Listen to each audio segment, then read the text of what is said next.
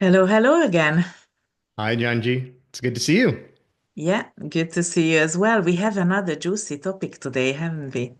Yeah, I think, we've been talking about managers and relationships and things like that, and we got another kind of component of relationships, the peer-to-peer relationship.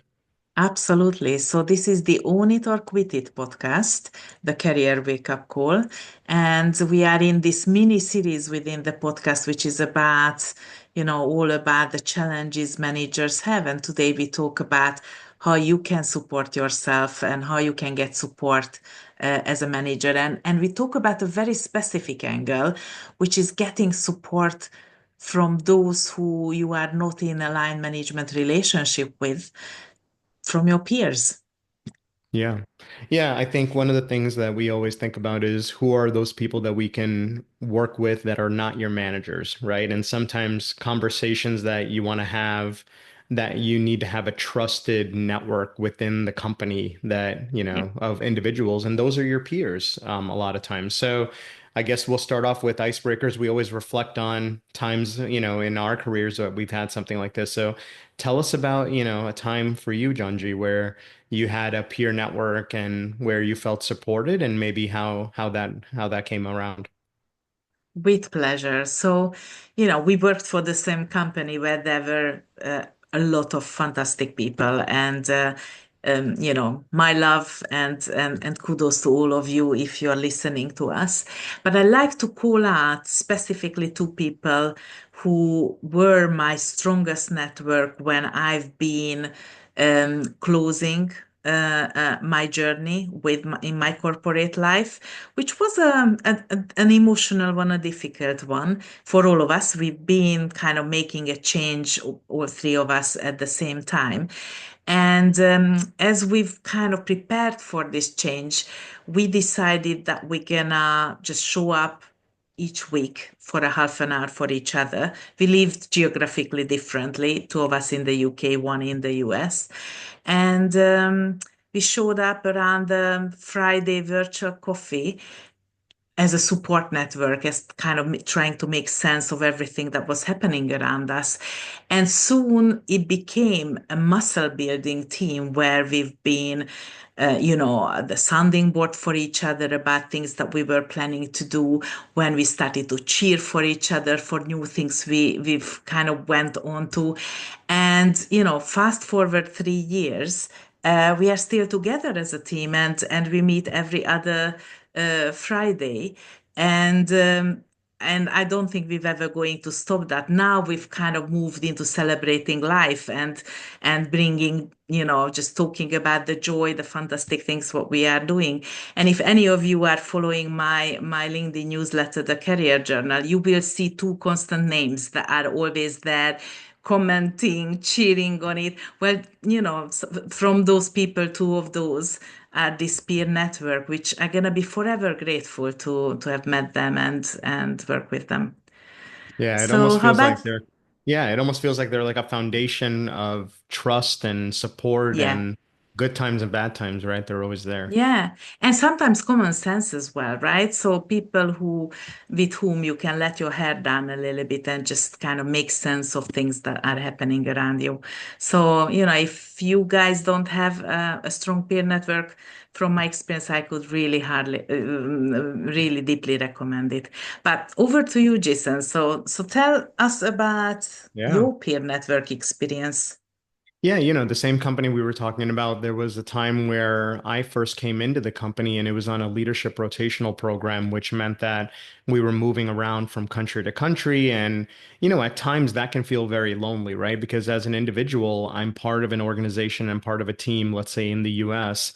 I'm working in that team and then I'm moving to a different country and I'm working for a new team, still the same company, but there is a little bit of all your colleagues and all your coworkers are different.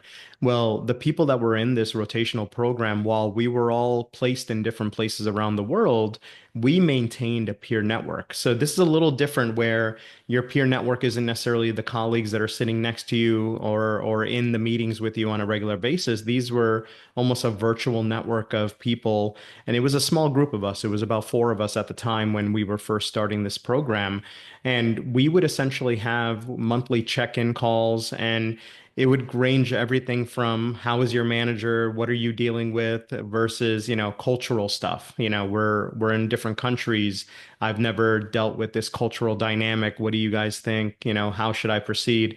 So there was a lot of sharing best practices and there wasn't a competition, right? And I think that's always an important piece as well, is that sometimes it feels like your peers should somehow be your competitors because, yeah, at some point you're probably all going to get promoted or you're going to be going for a role, and your peers are going to be people that potentially go for those roles. But it's important to think broader than that, is that these peers will eventually become leaders alongside you in different industries, maybe at the same company, and building that long-term network is really valuable, right? So for us, it was just we were all kind of, deer in the headlights. We were all shocked by everything we were doing. We were a bit scared and we found comfort with each other. And it was a little bit of, I'm not going through the same challenges or I'm not going through these challenges alone. I have people in other countries that are facing similar things. So let's learn from each other. So it was a really good use of a peer network. And I will even say, even to this day, I still have contact with a lot of those people. And, it's what, 13, 14, 15 years ago. So. Fantastic. I'm glad you called out the competition element because that would have been my question. Like, how do you Yeah. deal with the situation where, four high potential top talent and a handful of roles, Yeah. you may be going for the same? I think it's funny, right? Because yes, it's true that we are high potential, possibly, and we will probably go for the same roles. But at the time when you're going through it, there's no thinking of what's happening in 1 year or 2 years. You're just trying to survive the week, the month, and you may put aside that whole high potential stuff because you can't figure out what's going on in the day-to-day work, right? So then it's more around how do you work with these technologies? Is anyone else feeling this pain of this process? And that's what brings us together is this like shared fear, shared worrisome, all the vulnerabilities we have as we're going up in our career. Yeah, at some point maybe we're competing for the same role, but that's in a couple of years. Like we should Yeah, not be competing now for something that might or might not happen in the future. And yeah, the reality is we're trying to survive the present, right? And we're with each other in the present to help through that. yeah, yeah, But, I think, absolutely. as we get into this conversation, I guess the first question that I always have is how do you actually go about building a peer network? How do you do it at work? One of the things that I always think about is every person at your level your peer, and therefore your network is every single person that has the same job title as you, or is it more nuanced than that? So give us some ideas of what to consider. Oh, I love that question. So I think there are three things to consider here. One is where do you find your potential besties, your potential supportive peers? Then how do you select them? And then how do you nurture them? So if you're a leader at an organization, I'm sure you're being sent to various opportunities like networking events or talent events, trainings. Trainings are the best place to meet people who are walking the same path. And make sure you don't just retreat, after the sessions to your room to go on your computer and your phone, with good reasons, because we all know from a previous episode that the 80% is never actually good enough. We need to do more. But remember that these are these opportunities if you are at let's say an offsite training with a group of other similar leaders to spend some time with them and build a personal relationship beyond, the professional ones, because these connections may take you far. You may end up in a very different role in a very different country. And we remember that, oh, I have somebody to call to check on, I don't know, the regulations there. And so you may end up in different industries. These are absolutely essential relationships. So, wherever you are in an environment when you suss out that similar people are invited, my advice would be, part of your job is to take in what's happening there. The other part of your job is to look, actively search for like-minded people through conversations and so on. The other thing is how you select them. So you said another interesting thing earlier on about vulnerability, and I think that is absolutely essential. So among peers, often what gets in the way is actually the competition. You know, if you're a bunch of global brand managers, let's say, then you know that for the next promotion, not everybody will be picked. Or if you're a general manager, you know, you also know that, you know, at some point you're going to be benchmarked against each other. But I would advise why, you know, often being competitive is an absolute asset in these roles, but building strong peer network, it's when you need to go beyond your competition and you need to um, uh, use your vulnerability to show the side that is self-reflective, that is open to talk about problems, because once you do that, that's when most likely the other person will let their guard down as well and do the same. And we know that, you know, true connection happens when we drop the overly polished facade, right? True connection happens when we see the human being. So that would be my kind of Yeah. advice around, you know, how to kind of select. And you're gonna find that some people, you drop the facade, they drop the facade, so you are able to connect, and some won't, right? So Mhm. that's your selection process. If you don't meet the same level of energy on the other side, that's fine. Walk away, you know, find the Yeah. next one. Don't get discouraged. But you know, keep building your tribe constantly. And then the third one is around nurturing, which is, you know, often people think, you know, I'm working with a lot of leaders in situations where there is some sort of crisis going on, and if it's around the career, you know, networking and leaning on the network is often comes in. But if that's the first time you lean on your network, you know, that's not going to be very successful. So you need to um, uh, offer something before you ask for something. So nurturing your network is about, you know, a lot of giving. And, you know, if you're an ambitious leader, I would really advise you to factor that in and almost build that in your daily routine to be there for the others. So they are there for you as well. Again, if you sense that someone is only taking from you, you know, at some point draw the line, right? If you never get anything back or they're not available for you when you are asking, then that's time to probably deselect or uncurate somebody from your network. So be mindful and I would say curate your peer network over time based on the values that are important for you and reciprocity. Yeah, I think the way that I've always seen it happen is that there's going to be a natural network of peers that are going to be built just based on title. So it Yeah, may be, and we've seen it before where all of a sudden there's a group chat that's created because everyone that has the same title is on the group chat and they're sharing ideas and things like that. But then there's an inner circle. There's usually a yeah, subset of people within that group that creates a second group chat where they're a bit more trustworthy of each other. They care a little bit more about each other. And I think that's the nuance there is that you'll want to have different levels of networks because there's going to be the business network where yeah, they're the foundational understanding of how to get the job done. We all got the same requirements from our manager. Did anyone understand what he was saying or she was saying? You know, do we remember when this is due or do we remember where this file is located? That's a functional peer network that's really helpful.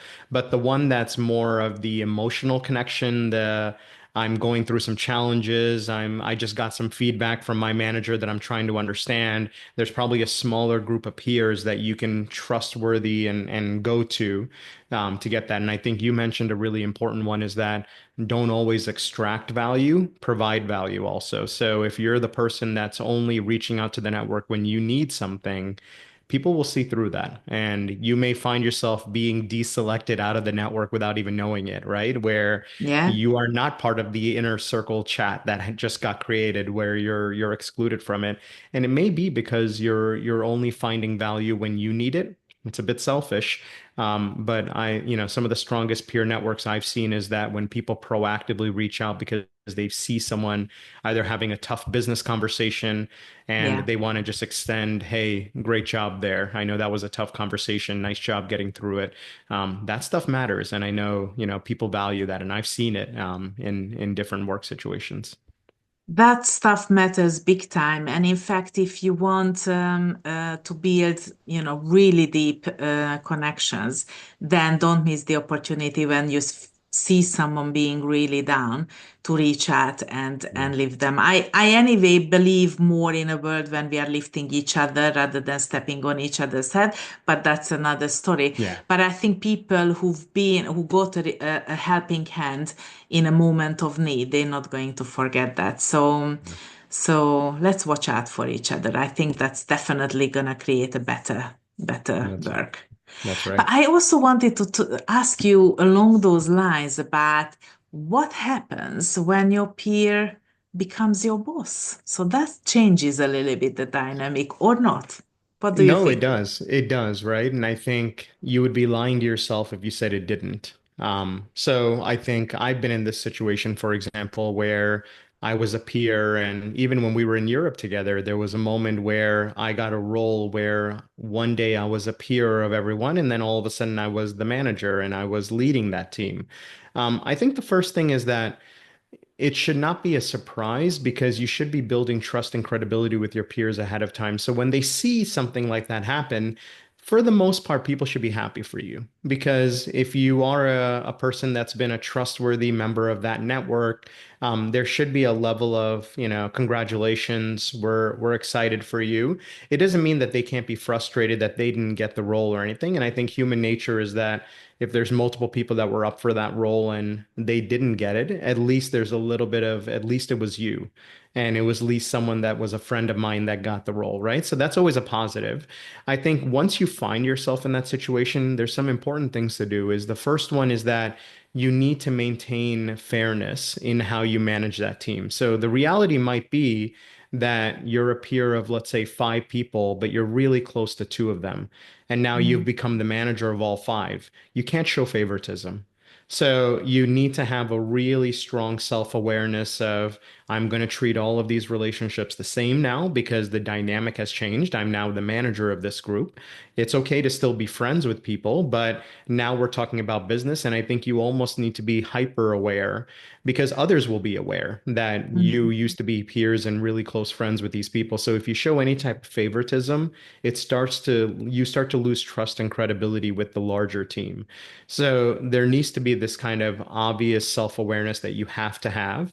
And perhaps you even have the conversations with those peers that you're closest mm, with to say, hey, just so you know, this is, now a business relationship. And there's going to be times where we may not see eye to eye and it's not personal. It's about the business. And I'm going to treat you all the same. And hopefully you have peers that understand that. I think once you do that, it's all about continuing to be a servant leader, right? Where mm, I've always seen it work well, and I've done this, is that you're still responsible for building that team. And because you were a peer, you should know them better than any other manager that would have come into the group. So you should know what the pain points are. You should know the things that you used to complain about the manager doing. So don't do those things, right? And mm. and don't create the frustrations that you once were complaining about when you were just a peer. You're now the leader in that group. So you should have a hyper awareness of how to operate this group with a high performance mentality, making sure things are not, demotivating. So it actually should be, a better opportunity for you to be a stronger leader because you know the group so well and because there's a bit of trust and credibility that's already been established. What about, any perspective, anything that I forgot there in terms of what to consider when you become the boss? No, I think everything you said, it resonates with me. I think it's also we just need to be real with ourselves that we are human beings. And there is a little bit of grief coming when you need to pull back from a Mhm. relationship because you become a boss of everyone. And often it happens in a way that you have to initiate it and it may not be welcomed on the other side. And, we owe ourselves a kind of acknowledgement that this is not easy at all. Yeah. And the better you are able to communicate about it, again, I think this is a theme through our podcast, we encouraging people to put things on the table and put it on early before things start to go south. That's probably the best you can do, but also sometimes just be compassionate with yourself that it might not be easy. It might Yeah. be turning the changing the dynamics for a while. And you know there might be people who are unable to accept that the situation, and they might move on, or they might Yeah. constantly demonstrate that they're not happy with that. And that's comes with the role of a leader. Yeah, that's right. And I think that brings me to this kind of third angle we wanted to talk about in terms of peer networks, right? So we've talked about your immediate peers based on job function, then we've talked about the relationship of a peer becoming a boss. But, you had started off with the icebreaker of these lifelong peers, people that have extended Yeah, beyond the job role. So tell us a little bit of how do you take a peer network and how do they become kind of a lifelong foundation for you? Like how yeah. do you make that transition? I must say that is where the magic starts happening with your peer network when you move on and you work now at different companies, you work maybe in a different industry or completely change your life. And of course, you're gonna keep your friends, but peer network is beyond friends. It's some of your friends are your peer network, but not all your peer network will come with you as friends.